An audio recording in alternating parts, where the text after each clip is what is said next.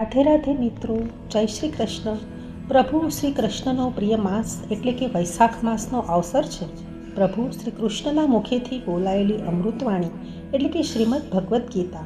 આવા પવિત્ર વૈશાખ માસમાં પ્રભુની પ્રિય ભગવદ્ ગીતાનું વાંચન કરીએ તો સોનામાં સુગંધ ભળી જાય. આજથી રોજ ભગવદ્ ગીતાના એક અધ્યાયનું પઠન કરીશું. મારો આ પ્રયત્ન આપને ગમ્યો હોય તો મિત્રો લાઈક, શેર અને સબસ્ક્રાઈબ અવશ્ય કરજો.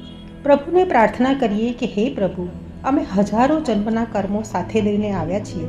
આ જન્મમાં પણ જાણે અજાણે અમારાથી કંઈ ભૂલ થઈ હોય તો હે પ્રભુ, અમને ક્ષમા કરજો અને હવે માત્ર સારા કર્મો કરીએ તેવી સદ્બુદ્ધિ આપજો. જય શ્રી કૃષ્ણ. ઓમ શ્રી ગણેશાય નમઃ. અથ શ્રીમદ ભગવદ્ ગીતા મહાત્મ્ય.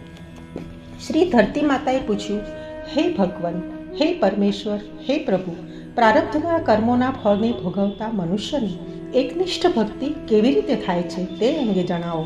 આથી શ્રી વિષ્ણુ ભગવાન બોલ્યા, પ્રારબ્ધને ભોગવતો જે મનુષ્ય સદા શ્રી ગીતાના અભ્યાસમાં આસક્ત રહેતો હોય તે જ મનુષ્ય આ લોકમાં મુક્ત અને સુખી થાય છે અને કર્મથી લેપાતો નથી. જેમ કમળના પાંદને પાણી સ્પર્શી શકતું નથી તેમ શ્રી ગીતાના ધ્યાન કરનારને મહાપાપાદી પાપો કદી સ્પર્શ કરી શકતા નથી. જ્યાં શ્રી ગીતાનું પુસ્તક હોય અને જ્યાં તેનો પાઠ થતો હોય ત્યાં પ્રયાગ આદિ સર્વ તીર્થો રહે છે. તેમજ જ્યાં શ્રી ગીતાજી પ્રવર્તે છે ત્યાં સર્વ દેવો, ઋષિઓ, યોગીઓ, નાગો અને ગોપાલો તથા ગોપીઓ પણ નારદ, ઉદ્ધવ અને પાર્ષદો સહિત તરત જ સહાય આવે છે.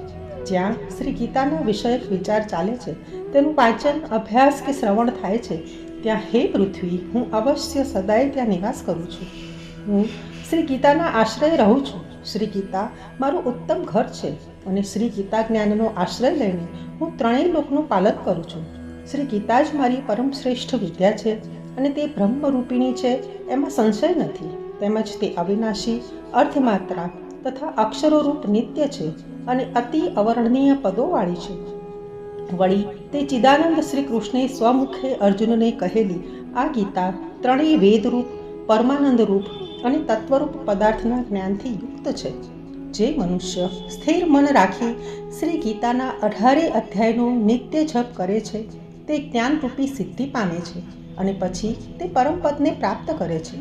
સંપૂર્ણ પાઠ કરવામાં અસમર્થ હોય તો અર્ધો જ પાઠ કરે તો પણ તેને ગાયના દાન જેટલું પુણ્ય પ્રાપ્ત થાય છે, એમાં કોઈ સંશય નથી.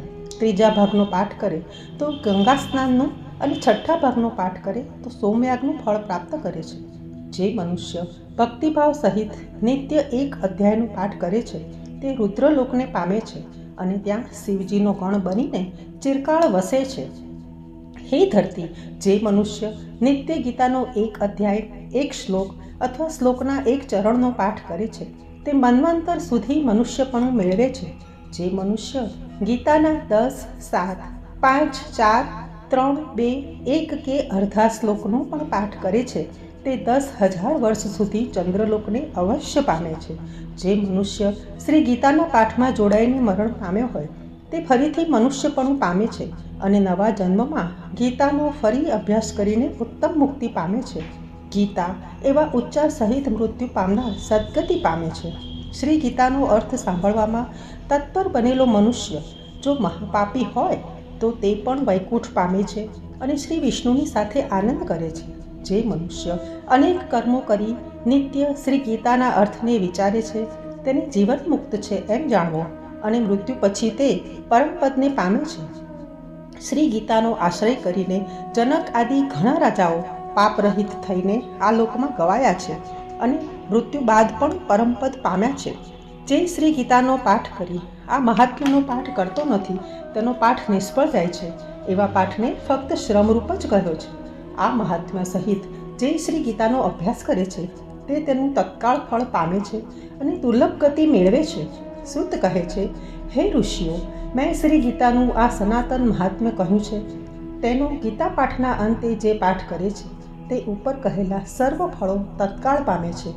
ઇતિ શ્રી વારાહ પુરાણમાં શ્રીમદ ગીતા મહાત્મ્ય સંપૂર્ણ. જય શ્રી કૃષ્ણ.